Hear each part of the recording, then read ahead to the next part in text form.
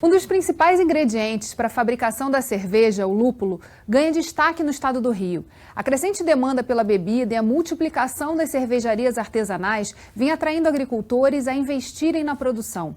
A cidade de Teresópolis, localizada na região serrana do Rio, possui o primeiro viveiro do país que cultiva e comercializa mudas de lúpulo. De olho nesse potencial, o governo lançou uma linha de crédito exclusiva para a cultura e exploração do lúpulo em todo o território fluminense. Quer entender quais as vantagens competitivas e os desafios do mercado no estado? Então vem com a gente no Rio em Foco, que começa agora.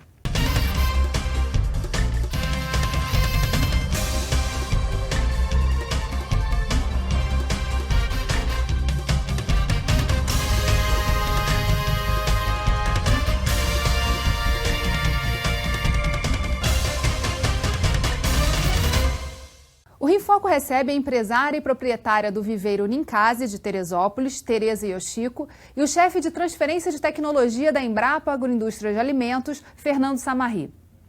Para os amantes de cerveja, aqui vai uma excelente notícia. O estado do Rio está avançando no cultivo próprio de lúpulo e ganhou um programa exclusivo de fomento à sua cultura e produção. O Brasil não produz lúpulo em quantidade comercial para viabilizar toda a produção de cerveja. O comportamento da lavoura foi bastante positivo e isso possibilitou a abertura, então, de um acompanhamento técnico e que resultou na inscrição de uma linha de crédito específica no Banco Central do Brasil, que possibilita, então, a utilização de recursos do crédito rural para a exploração e cultivo dessa lavoura na região serrana do Rio de Janeiro, em princípio. O lúpulo, como uma cultura nova, em relação à média de valores percebidos pelo produtor na região serrana com outros produtos, ele terá destaque, porque ele se associa ao circuito cervejeiro e, com isso, você também tem um cultivo que é mais sustentável. Nós não precisaremos ficar revolvendo terra e esses valores que serão auferidos, eles são bastante positivos. A expectativa, se conseguirmos alcançar os patamares programados, é de que nós consigamos colocar um giro entre 200 a 400 milhões de reais na região serrana a partir da implantação dos cultivos de lúpulo. E os resultados até agora levantados, eles têm sido bastante promissores, com um produto de excelente qualidade. O diferencial que nós temos também é a oportunidade de usar o produto fresco no fabrico das cervejas. E o Rio de Janeiro tem uma das maiores concentrações de cervejarias artesanais do país. Tereza, como surgiu o seu interesse pelo cultivo do lúpulo e hoje qual é o momento do viveiro? Eu fui apresentada ao lúpulo por acaso, numa conversa com amigos, que eles me perguntaram se eu conhecia. E eu sou uma pessoa muito curiosa, muito estudiosa e comecei a procurar para saber o que era.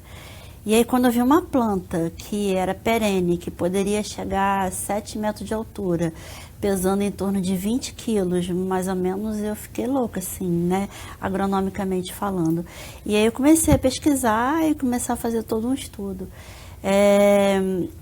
Eu fui produtora de mudas há 25 anos atrás e eu tinha tecnologia de produção de mudas de hortaliça, mas não de lúpulo. E aí eu comecei a pesquisar. Durante um ano eu estudei muito sobre isso. Depois de um ano eu resolvi começar a montagem do viveiro. E aí eu comecei a fazer. Só que eu queria fazer um viveiro diferente do que a gente vê, né, dos locais. Até porque há 20 anos atrás eu tinha participado da comissão onde nós fizemos a legislação de viveirista, de produtores de muda. Uhum. Então eu tive cuidado de usar pé direito alto, telas israelense, né, todo o material importado que pudesse dar alta produtividade para o lúpulo.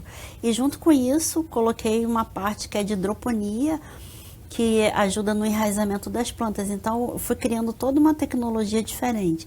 Aliás, essa tecnologia que é usada dentro do meu viveiro, ela é única assim no mundo, não existe um outro que seja igual ao que eu faço. Isso tudo resulta numa produção assim de alta qualidade e com mais rapidez, né? Então, hoje o viveiro tem 30 cultivares registrados. Que são 30, como se fossem espécies, né? 30 espécies, isso. São 30 espécies diferentes que nós iniciamos a produção ali. Então, dentro do viveiro, cada uma delas é catalogada para ver o comportamento e como que ela pode ser trabalhada ali.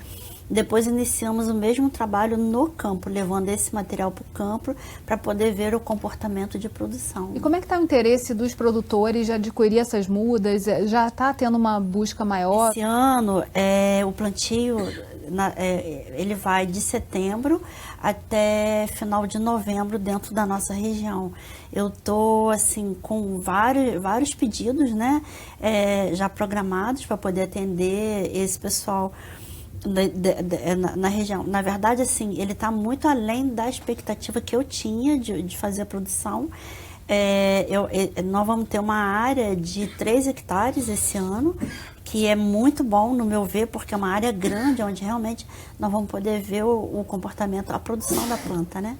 Em relação à Embrapa, como foi a entrada da Embrapa na pesquisa e, enfim, no acompanhamento também dessas espécies no campo?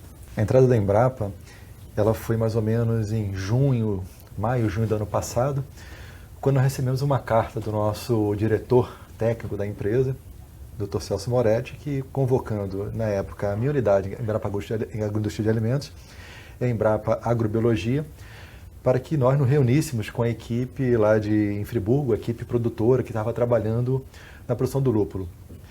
Essa demanda da Embrapa, da presidência, ela surgiu através da ação do Paulo Cordeiro, junto com o deputado Otávio Leite, que, percebendo a importância da cultura na região, solicitou a nossa sede em Brasília que trabalhasse, né, na pesquisa, no desenvolvimento dessa cultura na região. É uma cultura nova, né, é um desafio. Cabe à Embrapa, né, enquanto empresa de pesquisa pública do Brasil, do governo brasileiro, trabalhar com sistemas produtivos. Então, a situação que nos foi colocada é uma situação que faz parte do nosso dia a dia. Uma necessidade real do mercado, no caso dos produtores, no lúpulo, e tem a ver com o nosso trabalho de pesquisa dos desafios que possa levar para o campo soluções tecnológicas para fomentar a produção. Hoje, especificamente, vocês fazem o quê? Assim, qual é a etapa que a Embrapa está vivendo hoje no campo? Assim, nesse momento, agora, a gente está em agosto, né? Exatamente, tem praticamente um ano que começou esse trabalho. Falando em termos de cada unidade, na verdade, além da Embrapa Agrobiologia e Agroindústria de Alimentos, que foram as iniciantes nesse trabalho, né? Como eu falei, nos últimos meses, a Embrapa Solos, que é a outra unidade do Rio de Janeiro, também juntou ao nosso projeto. Então, a atuação da Embrapa, ela se baseia em 3 partes, principalmente. A Embrapa Solos vai trabalhar muito com a parte de estudo de solos, né, a questão de aptidão de solo, para mapear dentro da região ali quais são as áreas realmente propícias à produção do lúpulo. Né, não adianta de plantar numa área que não atenda, então a Embrapa Solos vai mapear de uma forma bastante precisa a região, para que de fato a gente tenha uma recomendação correta de local a produzir. Da mesma forma, a Embrapa Agrobiologia, ela tem toda uma tradição do cultivo orgânico e ela vai estar aportando na região essas práticas também, não somente essas, mas também essas práticas, e da mesma forma ajudando todo esse trabalho, né, que já tem sido feito de introdução de novas variedades, né, para poder avaliar o comportamento de crescimento, né, e assim por diante de produção, os componentes agronômicos. A minha unidade em Embrapa Agroindústria de Alimentos, a gente vai trabalhar em 3 partes. Tanto a parte da pós-colheita, né, da flor do lúpulo, né, a forma que eu faço a colheita e as etapas seguintes. Essa etapa seguinte, elas vão passar por uma etapa de secagem, para armazenamento, a própria embalagem em si. E todas essas etapas, elas vão ser balizadas através das análises de teores de alfa, beta, ácido e óleos essenciais, que são os indicadores que nos interessam na produção de lúpulo. Então, a gente vai falar um pouquinho mais sobre como essas etapas vão se desenvolver no próximo bloco. Não saia daí. Rio em Foco aqui, política e economia caminham juntas.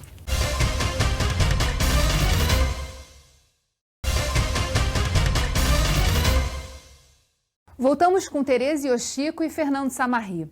A Firjan atua em duas frentes no mercado cervejeiro. A primeira delas é a educação profissional, com cursos de capacitação. E a segunda é a prestação de serviços de análise de cerveja, matérias-primas e consultoria. Na entrevista a seguir, o especialista setorial de alimentos e bebidas da Firjan Senai fala sobre o potencial desse setor no estado do Rio. Vamos ver. O mercado de lúpulo tem o potencial de ser um mercado bem interessante. O Rio de Janeiro hoje tem 62 cervejarias registradas no Ministério da Agricultura, espalhadas pelo estado. E a cultura de lúpulo tem o potencial de fornecer lúpulo fresco para essas cervejarias, permitindo produtos diferenciados e também a um custo acessível para as micro cervejarias. A comercialização própria do lúpulo permite a variedade de mudas otimizadas para a condição climática da região, como é o caso do viveiro Ninkasi. Isso permite uma maior produtividade, maior resistência a pragas e um produto já adaptado ao nosso clima e as condições que você tem aqui no Brasil. Existia um mito de que o lúpulo não podia ser produzido no Brasil. Vocês estão, de uma certa forma, quebrando esse mito. Quais são as características de solo da região que estão possibilitando esse sucesso nessa produção? Existe um paradigma pelos outros países que são grandes exportadores de lúpulo, de que o Brasil não poderia se produzir porque ele estaria fora do hemisfério, da faixa do hemisfério onde se produz. O trabalho que nós temos feito é de tropicalização dessas plantas aqui, com todo um acompanhamento de solo, usando alta tecnologia. Começamos a utilização de malte, medidor de umidade, de várias coisas, trabalhando em cima de adubação e nutrição. Com isso, nós estamos conseguindo uma produtividade muito alta, né? Por exemplo, Brasília hoje, você consegue ter 3 colheitas no ano. Aqui no estado do Rio, nós conseguimos já 3 colheitas também, mas o normal que a gente conseguiu com produtividade boa foram de 2. E nesse trabalho, né, como é a orientação para os produtores interessados em adquirir essas mudas? Como é que é feito esse contato e essa transferência também de informação e tecnologia por parte da Embrapa e do próprio viveiro? É um trabalho em conjunto. O que nós estamos trabalhando lá na região? Tanto a parte de campo, quanto essa parte, digamos, de pós-colheita, como já foi mencionado aqui, quando a gente trata, né, do conservação do lúpulo, no caso da flor do lúpulo, para que possa ser utilizada. A ideia é que todos os participantes desse grupo ali, eles possam gerar informações que venham tomar decisões. O que nós queremos no final? Que as variedades, né, seja ela qual for, que ela seja plantada, e testes serão feitos para verificar, como já foi comentado pela Tereza, a produtividade desses materiais. Também a gente quer, nosso interesse, que tenham altos teores de alfa-beta-ácido e óleos essenciais que são importantes para o amargor e para o sabor, aroma da cerveja. Então, na hora que a gente estabelecer esses índices, nesses resultados, né, em diferentes regiões ali da região serrana, já temos trabalhos de sucesso já nisso aí, dando bons indicativos, mas a ideia é que a gente trabalhe em toda a região com esses números, para aí sim o produtor ele possa ter condições de fazer a decisão correta, da variedade correta, no local correto, dando os bons resultados, né, o que se espera.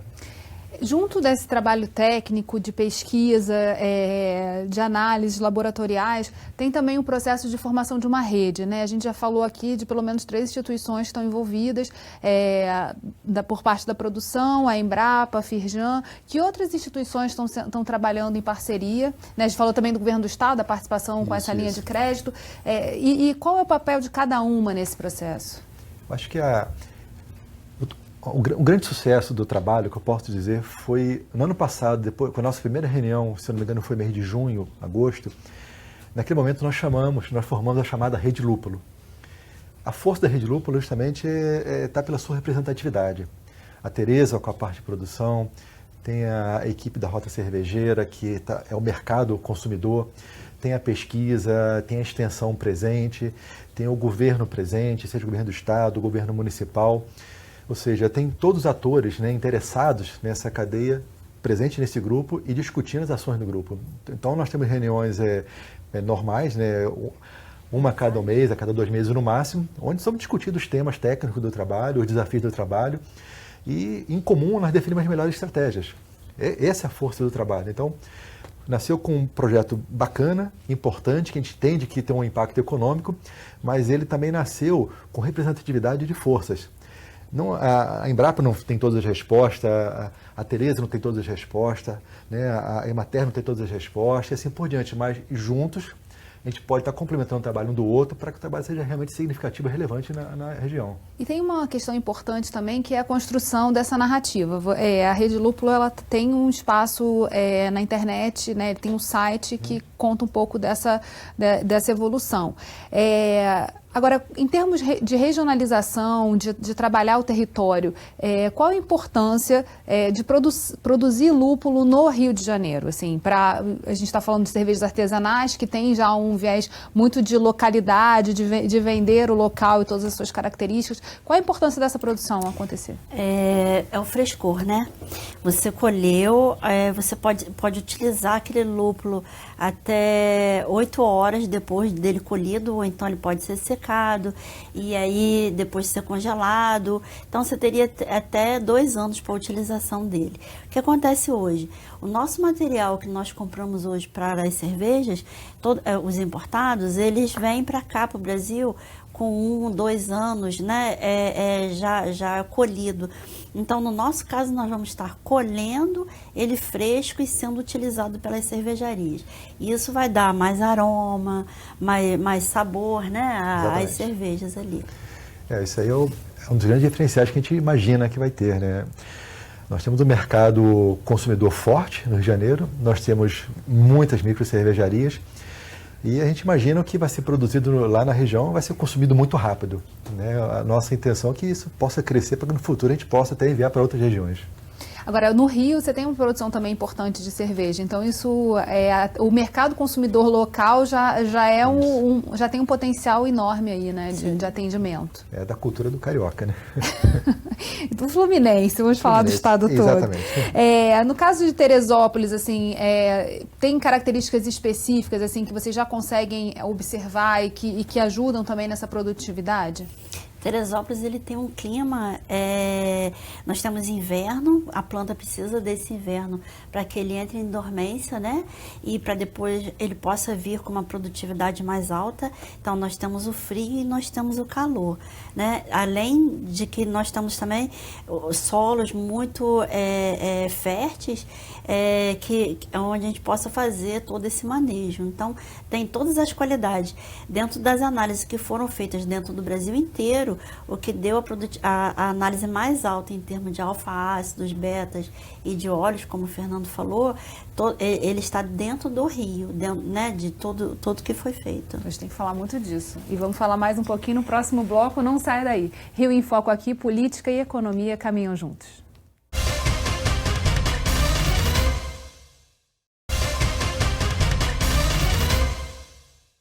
Vimos até aqui que a produção de lúpulo pode ser uma opção rentável para os produtores do estado do Rio e que algumas regiões possuem características favoráveis para a produção da planta. Em termos desses dados que já estão surgindo a partir das pesquisas, o que a gente já pode falar do lúpulo do Rio de Janeiro?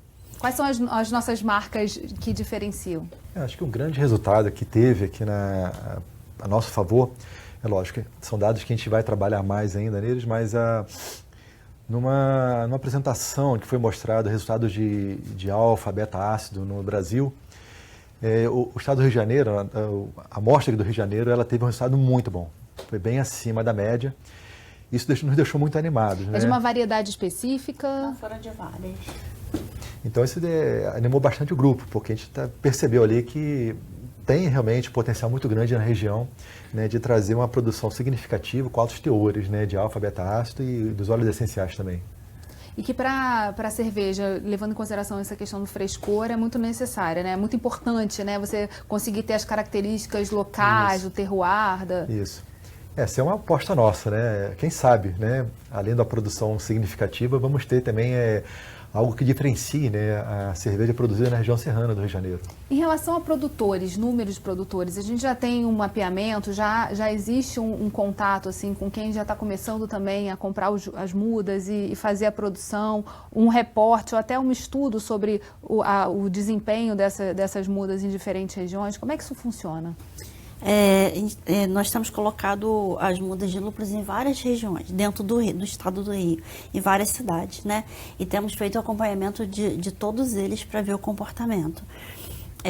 A ideia, quando a gente inicial em relação ao lúpulo para que fosse plantado na região serrana, seria de que o produtor não precisasse migrar de uma cultura para outra cultura. Ele poderia consorciar as duas culturas.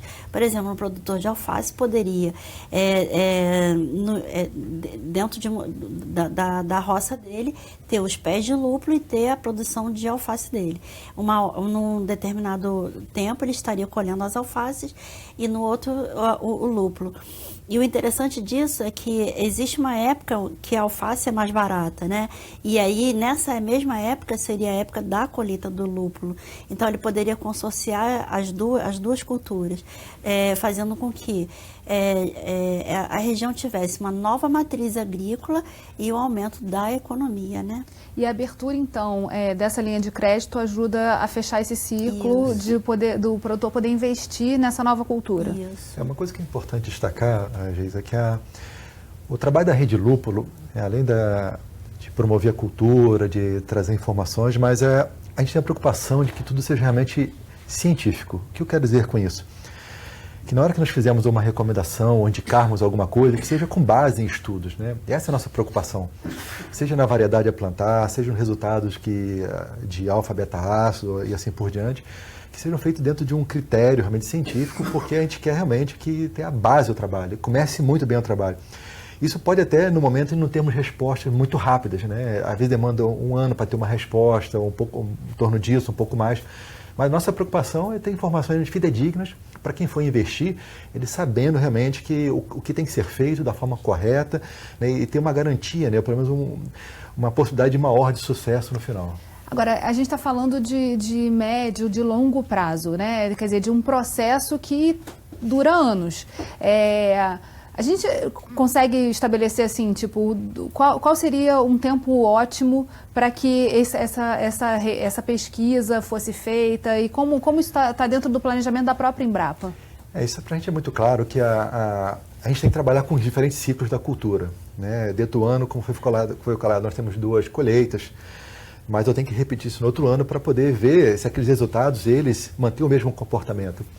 Então, a gente tem que pensar, pelo menos, para ter algumas informações muito relevantes, no mínimo 2 anos aí, imaginar. Nós já temos dados já temos pesquisas sendo feitas, trabalho de extensão sendo feito, temos já alguns dados que nos mostram bons indicativos. E isso nós vamos validar isso aí ao longo desses 2 anos, pelo menos, né, para ter uma realmente confirmação de tudo aquilo que a gente tem observado até agora. Mas mesmo já tem resultados que já podem ser aplicados, que a gente percebe, né, que aquilo ali é a forma correta de fazer. Né, com o próprio trabalho das mudas, né, como plantar as mudas, os status culturais, então já temos algumas informações relevantes nisso aí. E a gente vai só ampliar essa pesquisa ao longo dos anos. E vocês já exportaram esse produto de alguma forma? Tem participado de outros eventos também internacionais? Esse ano nós exportamos 2 quilos de lúpulo para o Canadá, para participar do Mundial do Labierte, Canadá. Teve uma inscrição onde as pessoas interessadas iam lá e se inscreviam dizendo que queria fazer a cerveja com esse lúpulo brasileiro. Nós tivemos 60 inscritos, né? Então teve que se fazer um sorteio entre eles para ver quem que poderia utilizar esse lúpulo para poder fazer a cerveja. Então o Canadá, os outros países já sabem da história do lúpulo brasileiro, do que está sendo produzido aqui, né? Já tem essas marcas sendo construídas também, né? Exato. Quer dizer, uma marca local, a referência disso no restante do mundo, a possibilidade de mais espécies estarem no mercado, enfim, tem uma série de demandas em relação. Agora, falando especificamente do legislativo estadual, qual o trabalho, na visão de vocês, ou que a rede pode articular ou fazer de desafios que estão aí surgindo pela frente? Eu acho que o grande fruto, né, dessa ação, né, estadual é esse projeto de financiamento da produção do lúpulo, né, a iniciativa do nosso governo, do nosso estado. Isso é fundamental, porque isso vai propiciar, né, dar condições para que o produtor, de fato, ele possa investir, né, e fazer a cultura crescer.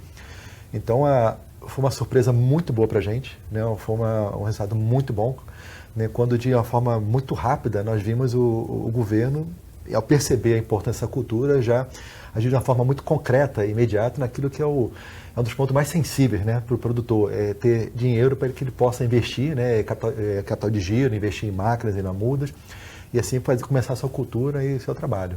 Bem, a gente vai ficar daqui acompanhando essa história. Infelizmente, nosso programa está chegando ao fim. Obrigada, Tereza. Obrigada, Fernando. E obrigada a você, telespectador, que acompanha a nossa programação. Fica ligado no nosso canal no YouTube. O endereço você já sabe. Corre lá e assina. TV Alerj, o canal do povo. Até a próxima.